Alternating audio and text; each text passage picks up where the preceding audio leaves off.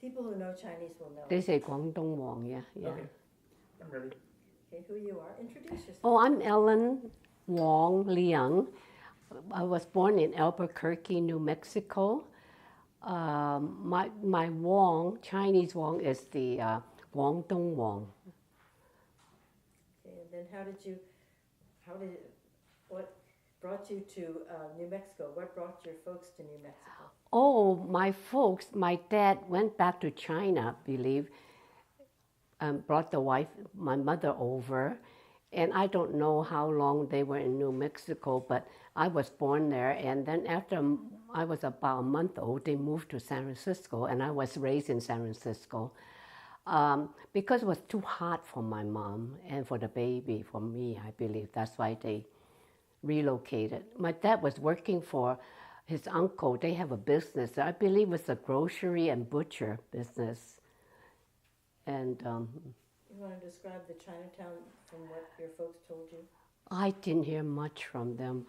No. There was a Chinatown? I believe so, because they had the uncle had a business there, and that's how my dad got started. And then he went back to China to get married, and then after the baby came, it was too hot for them. And the baby. What year were you born? 1931. Same as Wong. Wall is a year older. Wall is 1930. I'm almost right behind her. And then, what was your life like in San Francisco? Were you in Chinatown? We live on Mason and Broadway, right by that entrance to that tunnel, Broadway tunnel. I have a very good childhood, although money wasn't that plentiful. There were five of us. I'm the eldest. I have three sisters and a brother, and I'm the eldest. We would walk all over the place. Being youngster, walk to Washington Grammar School, and I went to then went to Gene Parker, and went to Polytechnic High. And then I also have to go to Chinese school from 5 to 7:30 every night, every weekdays, and then Saturdays half a day where we learn how to march. Left turn, right turn, to the rear march, and be in the parades. Yeah. And what else did we do? It was we're such a happy group. We have good friends. We would play together. I know we had to share. My uncle gave us a pair of roller skates. But between the four of us, my brother's too young then, we share a pair of roller skates. And we had so much fun. We didn't have many toys, but it was, compared to the childhood they have now, I think we did better. No video games. Pardon? No video games. No TV, no. Yeah, we You just shared more. Yeah, we tic-tac-toe, and we bottles, and people were making their own wagon with wheels. It was just a lot of fun. Do a lot of things with our hands. Yeah. And then, what high school did you go to? Polytechnic. It's no longer there. Yeah. And then to which college? I went to a business school. Being the eldest, I didn't think I should go to college and spend that money. So I went to Hughes College, two-year business school, and I worked in a premier insurance company. Yeah, just for 2 years. Yeah. And how did you meet Wally?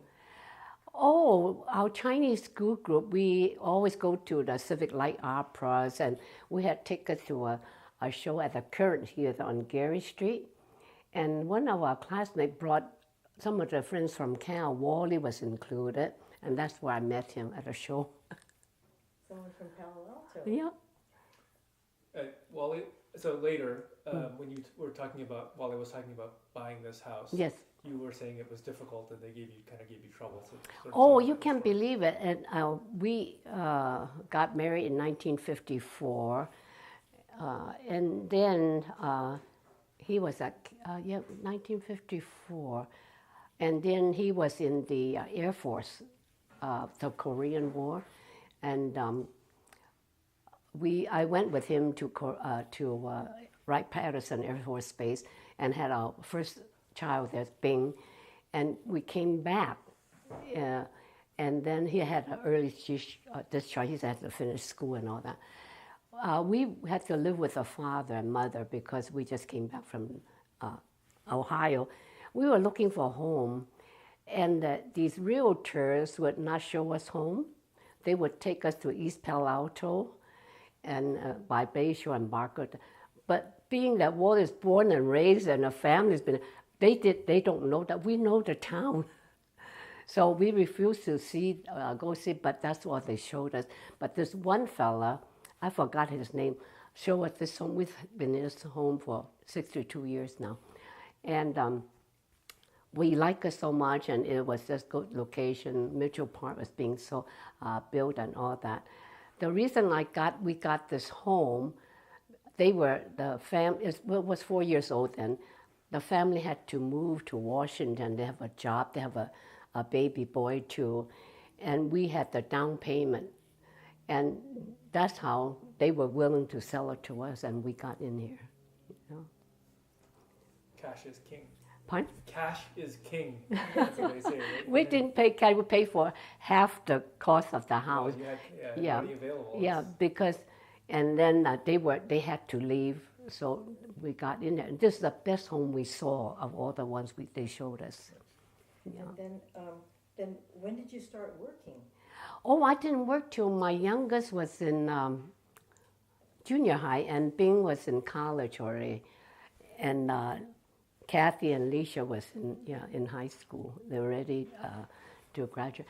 But I decided, what am I going to do? I've been at home mother for a long time. I told Wong I'm going to look for a job. He was with Lockheed. I looked in the Peninsula Time. They advertised for part-time, 10 to 3 o'clock. I said, just right, I'll go and interview. Interview, they hired me on the spot. So at first it was part-time, and that suited me fine. They would be in school, Alicia would be in school, and I'll be home before she gets home. And so, but then it progressed to, they know me, the people get to know me, then the library offered me half-time, then full-time. And that's how we got started. And I didn't know that they have this, what you call it? You work there so many years to get tuition free for your kids. So it worked out well for me. Because your son went to Stanford. Bing was there already, and he only was able to use 1 year of it because he graduated early, had too many AP classes. So, but then my 2 daughters at Cal was free tuition, but at that time it was only $600. I wish they would pay for room and board. That was more expensive. Well, if you could mention on camera that you work for Hoover, or the Hoover Library. I was hired. They had a grant to write a book on communism, world communism, and they need someone for a clerical job to read anything, paper that I can read or magazine that mention communism. Is Bulgaria, is it China? I would segregate it and I would give it to each of the researchers, and they would write a book about them every year. And that's what I did. And I loved the job because I didn't want anything too taxing. Reading, clipping, come home. And it worked out well for me, yeah. Great. That's such an interesting... So you have the Stanford connection too. Oh, yes. And then I worked there for about, maybe 18 years. And then my first grandson was born, Jason. And I decided to quit to babysit, and I quit in 1989. And I babysat, took care of my grandchildren. Wonderful. Good. I think we have a great story. Oh, really? Yeah. I'm so happy to hear about Chinatown. I've never heard of in anybody Albuquerque? sharing roller skates. How do you share? I've heard that story before too. So you share roller skates, or you switch it back and forth, or they would make like a skateboard. They put my grandfather said. Yeah, the wheels. Yeah, they put the wheels on a crate. Like orange crate or something. And you could push a couple kids around. Yeah, we have such a childhood, and we have belonged to clubs and a church group, Presbyterian. And then we would go Chinatown, and Mom didn't have to worry about us. It was so safe. So, you know, as Chinese Americans, how did you feel? You were very proud of being Chinese Americans? I am. Yeah, my Chinese is very important. I wish my kids would speak more Chinese. We But tried. The background, I mean, I think when you live in Chinatown, of course you feel very, you know, safe and belong. But when you went outside, I mean, coming to Palo Alto, that's so different. Well, by the time I came with Wally in the 50s, it's a little bit more better. But still buying homes, they were kind of, yeah. Of course, my mom said, where are you moving to? Albuquerque? So far. They say, you know, you're leaving China, you know, us, you know. But it sounds so far to them, yeah. But no, I have a very good childhood. In fact, friends I met in Chinese school were still friends. Yeah. We went cruising one time. It's funny. Someone tapped me in the theater and said, I know you. I said, ooh, where? Chinese school. Chinese school? He goes by name of Jimmy. I said, what's your Chinese name? He said, Leung. Oh, we're about 6 or 7 years old. I remember where he sat too. But he's all gray and all. That's who are you? But people still recognize me. Yeah. The time you spent together. Yeah. You know, right now I was thinking, could we scan some of the pictures? Okay, good. What else do we have to do? Yeah. Go Great. let them. Thank you so much. Yeah.